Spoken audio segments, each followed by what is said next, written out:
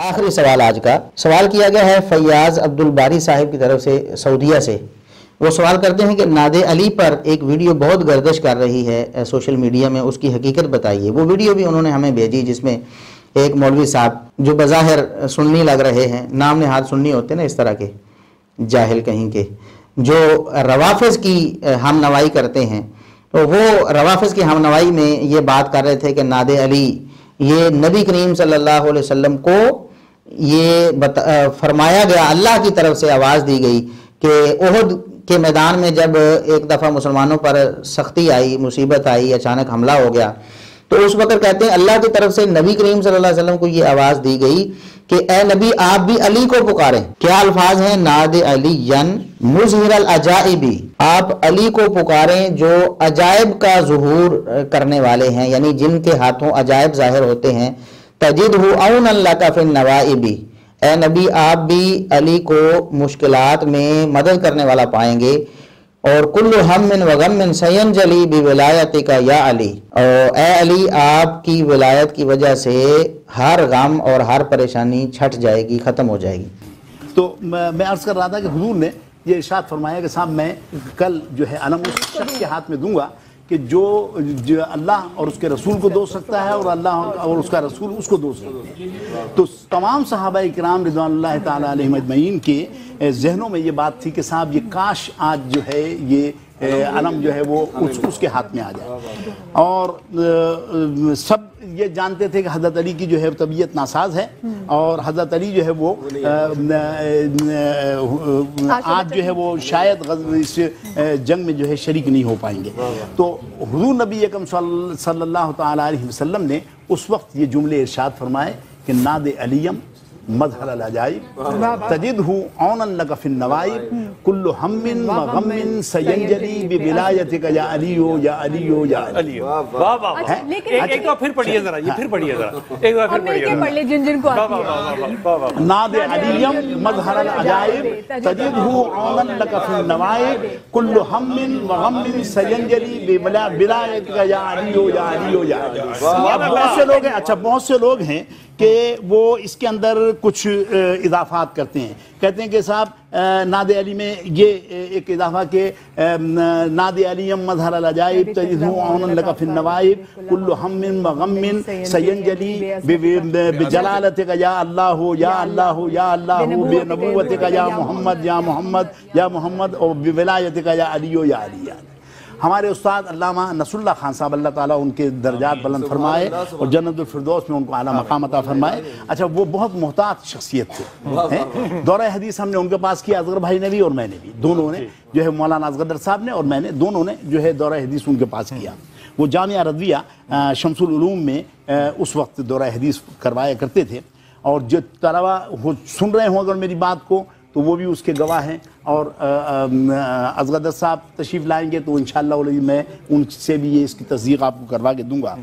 تو ہم نے جو ہے وہ جب ان سے بات کی، وہ محتاط کتنے تھے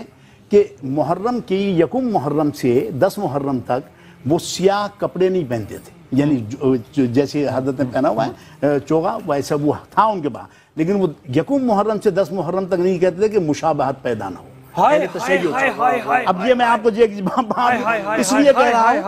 کیا کہہ رہے ہیں آپ یہ اس کو آپ دوبارہ صحیح دوبارہ وضاحت سے فرمائیے۔ یہ وہ محتاط اتنے تھے، کپڑے کالے اس لیے نہیں پہنتے تھے کہ کہیں شیعوں سے مشابہت نہ ہو جائے۔ صحیح۔ اب ایسا آدمی جب ناد علی پڑھے گا، ہم نے ان سے پوچھا کہ صاحب وہ انہوں نے کہا کہ ناد علی پڑھ کے، اچھا ہم سے کہا کہ ناد علی پڑھ کے سناؤ، ہم نے سنائی، اور یہی جو بڑی والی صورت تھی وہ ہم نے سنائی ان کو، جو جس کو بڑی کہا جاتا ہے۔ تو وہ جب سنائی تو علامہ نصر اللہ خان صاحب وہ افغانستان میں جو مجددی صاحب کی حکومت تھی اس کے سپریم کورٹ کے چیف جسٹس بھی رہے، بڑے بہت کیلیبر کے آدمی تھے، اور احادیث پر بڑا اچھا ان کا نظر تھی اور کام کر رہے تھے۔ تو بلکہ احادیث پر یہ ہے کہ بخاری شریف میں جو حدیث ہے ایک صفحے پر جو ہے وہ پوری جتنی بھی سیاستہ میں حدیث ہیں وہ ایک ہی صفحے پر جو ہے جمع کر رہے تھے، یعنی بہت بڑا کام تھا جو 12 صدیوں پہلے ہوا ہے، وہ اس کو جو ہے وہ دوبارہ کر رہے تھے۔ تو وہ انہوں نے کہا کہ صاحب یہ آپ یہ بتاؤ کہ اگر کوئی چابی ہے کسی تالے میں لگانی ہے آپ نے، وہ چابی جو ہے اس کے لیور کے مطابق نہیں ہوگی تالے کے، تو کیا تالا کھل جائے گا؟ ہم نے کہا نہیں کھلے گا بالکل ہے۔ تو انہوں نے کہا کہ یہ جو آپ نادی علی پڑھ کر سنائیے مجھے، یہ نادی علی نہیں ہے۔ ہاں یہ چار کہہ لیں کہ یہ نادی علی نہیں ہے، اور نادی علی وہی ہے کہ نادی علیم بمظہر نادی علیم مظہر العجائب تجدہ عونا لک فی النوائب کل ہم وغم سینجلی بولایتک یا علی یا علی یا علی۔ کہنے لگے یہ ہے یہ، اور جب چابی صحیح لگائیں گے تو تالا کھلے گا۔ آپ پڑھتے رہتے ہیں اور اس کام آپ کے بنتے نہیں ہیں، وہ اس لیے نہیں بنتے ہیں کہ آپ جو ہے اس کا چابی صحیح نہیں لگا رہے ہیں تالے کی۔ اس کا مطلب علامہ صاحب کی مشکل میں جب بھی نعت علی پڑھی جائے گی تو وہ سنت نبی ادا کی جائے گی۔ اچھا، یہ وہ مولوی صاحب ہیں جو نام نہاد سنی ہیں، یہ یعنی بڑے سخت الفاظ ہیں شاید، لیکن ہم اس سے نرم اور کیا کریں۔ جب ایک شخص میڈیا پہ بیٹھ کے سنی ہونے کا دعوے دار بھی ہے، شکل و صورت بھی سنیوں والی ہے، اور ظاہر بھی یہی کیا جا رہا ہے کہ وہ سنی ہے، اور پھر روافظ کی ہمنوائی میں نبی کریم صلی اللہ علیہ وسلم کی گستاخی اور توہین بھی، اور صحابہ کرام کی گستاخی اور توہین بھی، اور شرک و کفر بھی وہ لوگوں میں پھیلا رہا ہے، تو پھر ہم اس کو نام نہاد سنی کم از کم یہ تو کہہ سکتے ہیں۔ اور یہ بھی ہم درد دل سے کہہ رہے ہیں، ہمیں ہمدردی ہے ان لوگوں کے ساتھ کہ یہ لوگ کن چکروں میں پڑ گئے ہیں۔ یہ بات دیکھیں کہ یہ روافظ نے یہ چیز گھڑی، یہ جو ناد علی والا ہے نا،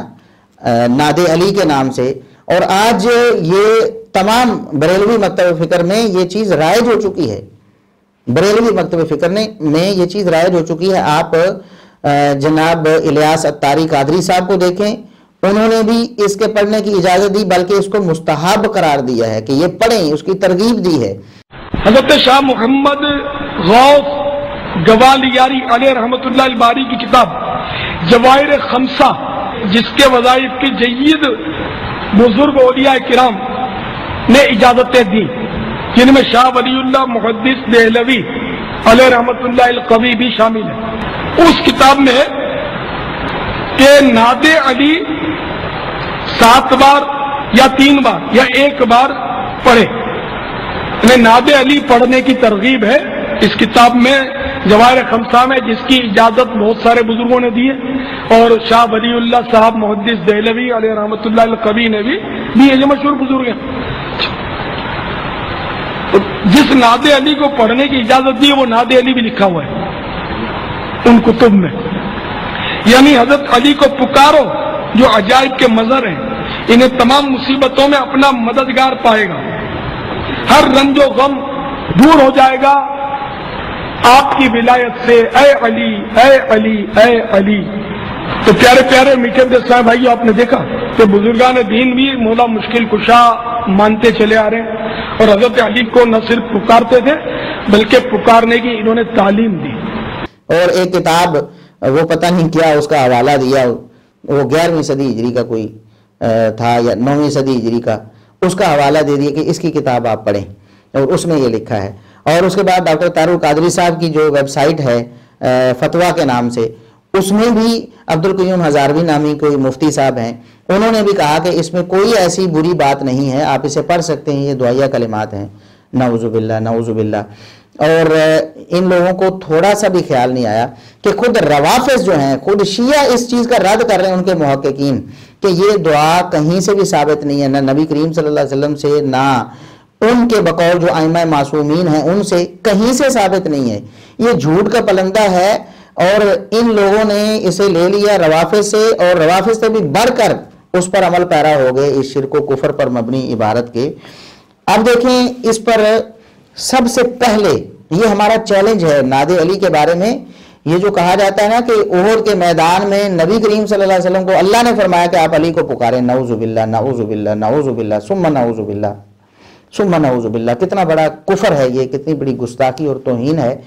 کہ نبی کریم صلی اللہ علیہ وسلم اگر اولیاء جو ہیں وہ مدد کرتے ہیں ما فوق الاسباب، تو پھر انبیاء تو ان سے بڑھ کے مدد کرتے ہیں، تو پھر ایک نبی کو محتاج بنایا جا رہا ہے ایک ولی کے، یا علی رضی اللہ عنہ کے جو صحابی ہیں اور امتی ہیں، ان کا محتاج بنایا جا رہا ہے، اور ما فوق الاسباب ان سے مانگنے کی ترغیب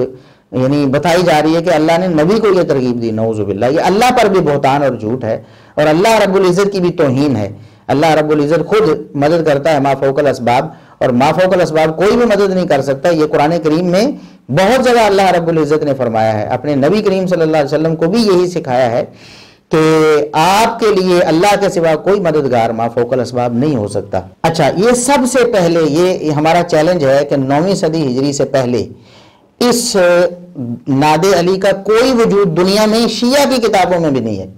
روافظ بھی اپنی کتابوں سے اس کا ثبوت 9ویں صدی ہجری سے پیچھے پیش کر سکتے ہیں نہیں. اور 9ویں صدی ہجری میں کسی نے گھڑی تو نبی کریم صلی اللہ علیہ وسلم کی طرف کیسے منسوب ہو گئی؟ اور اگر یہ کوئی روایت ہوتی، چلو من گھڑت سند کے ساتھ ہوتی، کوئی اس کی جھوٹی سچی کوئی سند ہوتی، تو پہلی کتابوں میں پہلی صدی، دوسری صدی، تیسری صدی، چوتھی، پانچویں، چھٹی صدی، آٹھویں، 9ویں صدی تک خود روافظ اور شیعہ بھی اس دعا کو نہیں پڑھتے رہے. اتنی عظیم دعا تھی تو کہاں تھے وہ؟ ان کے بزرگوں نے ان کو کیوں نہیں بتائی تھی؟ کسی کتاب میں کیوں نہیں لکھی تھی؟ 9ویں صدی ہجری سے پہلے اس کا کوئی وجود نہیں. اور 9ویں صدی ہجری میں بھی ایک ان کے عالم ہیں شیعہ کے ابراہیم بن علی عاملی کفامی، اس نے اپنی کتاب المصباح، جو معروف نام ہے اس کا المصباح، اس کتاب میں صفحہ نمبر 207 پہ صرف یہ 2 شعر لکھے کہ ان شعروں کو مصیبت میں پڑھنا چاہیے. نہ یہ بتایا کہ نبی کریم صلی اللہ علیہ وسلم نے پڑھے، نہ یہ بتایا اللہ نے حکم دیا، نہ اہل بیت میں سے کسی کی طرف منسوب کیے، نہ ائمہ معصومین میں سے کسی کی طرف منسوب کیے. صرف لکھ دیا کہ یہ شعر جو ہیں وہ پڑھنے چاہیے. اچھا جی، اس کے بعد ان کے مجلسی جو بہار الانوار کے مصنف ہیں، مشہور ان کے عالم ہیں علامہ مجلسی، انہوں نے اپنی کتاب بہار الانوار میں اس حدیث کو ان الفاظ کو، من گھڑت الفاظ کو اور جھوٹے شرکیہ کفریہ الفاظ کو عبداللہ بن مسعود رضی اللہ عنہ کی طرف منسوب کر دیا. اور یہاں مزے کی بات یہ ہے کہ بہار الانوار میں بھی عبداللہ بن مسعود رضی اللہ عنہ کی طرف نسبت نہیں تھی، بلکہ بہار الانوار سے نقل کرتے ہوئے محمد مہدی الحائری جو 1369 ہجری میں دنیا سے گیا ہے، اس نے علامہ مجلسی کے ذمے یہ بات لگا دی کہ علامہ مجلسی نے اپنی کتاب بہار الانوار میں عبداللہ بن مسعود سے یہ روایت کیا ہے کہ نبی صلی اللہ علیہ وسلم کو احد والے دن یہ ندا آئی کہ آپ علی کو پکاریں. اندازہ کریں، محقق یہ بات خود لکھتا ہے کہ مجھے بہار الانوار میں علامہ مجلسی کی ایسی کوئی عبارت نہیں ملی جس میں عبداللہ بن مسعود رضی اللہ عنہ کی طرف اس کو منسوب کیا گیا ہو اور نبی کریم صلی اللہ علیہ وسلم کو پڑھنے کا کہا گیا ہو. ایسی کوئی روایت علامہ مجلسی نے بھی نہیں لکھی. علامہ مجلسی نے بھی اس کو عبداللہ بن مسعود یا نبی صلی اللہ علیہ وسلم کی طرف منسوب نہیں کیا. یہ محققین شیعہ بھی خود کہہ رہے ہیں. وہ بتا رہے ہیں کہ محمد مہدی الحائری نے یہ خیانت کی ہے یا تعریف کی ہے اور ان کے بقول غلطی لگی ہے اسے کہ اس نے یہ بات جھوٹی لکھ دی ہے. اب اس کے بعد آتے ہیں 1320 ہجری میں ان کے روافظ کے مشہور محدث نوری، اس نے اپنی کتاب مستدرک الوسائل میں یہ بات لکھ دی کہ یہ دونوں جو شعر ہیں یہ کسی معصوم کی طرف اس کی نسبت نہیں، یعنی ائمہ معصومین جو ان کے ہیں نا، یا اہل بیت کی طرف یا نبی صلی اللہ علیہ وسلم کی طرف نسبت نہیں کی، بلکہ لکھا کہ وَرَأَيْتُ بِخَطِّ الشَّهِيدِ رَحِمَهُ اللَّهُ ذَاكَرَ لِرَدِّ الزَّائِعِ وَالْعَابِقِ تَكْرَارَ هَذَيْنِ الْبَيْتَيْنِ. وہ کہتا ہے محدث نوری 1320 ہجری میں فوت ہونے والا، وہ کہتا ہے کہ میں نے شہید کے خط سے یہ بات پڑھی، اور یہ شہید بھی 8ویں صدی ہجری میں جو ان کا ایک مرنے والا عالم ہے اس کو وہ شہید اول کہتے ہیں. 8ویں صدی ہجری یا 9ویں صدی ہجری میں مرنے والا، قتل ہونے والا جس کو کوئی شہید کہہ رہے ہیں، کہتے ہیں میں نے اس کے ہاتھ سے لکھا پڑھا کہ ان 2 شعروں کو مصیبت کے وقت یا کوئی چیز آپ کی گم ہو جائے یا کوئی غلام بھاگ جائے تو اس وقت آپ اسے پڑھیں، ان 2 شعروں کو. تو 1320 ہجری میں بھی اس کو نہ نبی کریم صلی اللہ علیہ وسلم کی طرف منسوب کیا گیا اور نہ کسی اہل بیت کے فرد کی طرف منسوب کیا گیا، بلکہ اپنا ایک تجربہ کسی نے بتایا کہ یہ دعا پڑھنے سے یہ ہو جاتا ہے، یہ کفریہ اور شرکیہ جو دعا ہے. اب اس کے بعد کیا ہوا؟ 1405 ہجری آ گئی. 1405 ہجری میں شیخ نمازی الشہروردی، یہ ان کا کوئی شیعہ کا امام یا ان کا عالم گزرا ہے، اس نے مستدرک سفینۃ البحار کے نام سے کتاب لکھی اور اس میں یہ بات لکھ دی کہ وَيُقَالُ کہا جاتا ہے کہ ان النبی صلی اللہ علیہ وسلم نودی یوم احد، کہا جاتا ہے کہ نبی صلی اللہ علیہ وسلم کو احد کے دن پکارا گیا اور یہ دعا سکھائی گئی کہ آپ یہ دعا پڑھیں. اندازہ کریں کہ 9ویں صدی ہجری میں اس من گھڑت دعا کو گھڑا گیا، پھر اگلی صدی میں اس کو تھوڑا سا آگے لے جایا گیا، پھر اگلی صدی میں تھوڑا سا آگے لے جایا گیا، اور پھر اگلی صدی میں 13ویں 14ویں صدی میں آ کر اس کو نبی کریم صلی اللہ علیہ وسلم کی طرف منسوب کر دیا گیا۔ کتنا بڑا جھوٹ ہے، کتنی بڑی خیانت ہے۔ اور ہم آپ کو بتاتے ہیں کہ اہل سنت کے جن علماء نے جھوٹی روایتوں پر کتابیں لکھی ہیں انہوں نے اس کا سختی سے رد کیا ہے۔ پہلا حوالہ ملا علی قاری حنفی کا ہے، یہ ہمارے بریلوی بھائی بھی حنفی ہے نا، تو کم از کم اپنے حنفی کی بات ہی مان لیں۔ ملا علی قاری حنفی جو 1014 ہجری میں فوت ہوئے، یعنی 11ویں صدی ہجری میں فوت ہونے والے ملا علی قاری، وہ اپنی کتاب الاسرار المرفوعہ فی الاخبار الموضوعہ میں لکھتے ہیں کہ وَقَضَى مِن مُفْتَرَيَاتِ الشِّیعَةِ الشَّنِیَّةِ حدیث نادِ علیًا، کہتے ہیں کہ شیعہ شنیہ جو بدبخت شیعہ روافض ہیں ان کی گھڑی ہوئی باتوں میں سے ایک گھڑی ہوئی گھڑنت یہ ہے کہ ناد علیًا والی روایت انہوں نے گھڑی ہے۔ اور کشف الخفاء میں علامہ اجلونی جو بہت بڑے عالم ہیں اور انہوں نے بھی یہ من گھڑت روایتوں پہ کتاب لکھی ہے، 1162 ہجری میں فوت ہوئے ہیں، انہوں نے بھی لکھا وَقَضَى مِن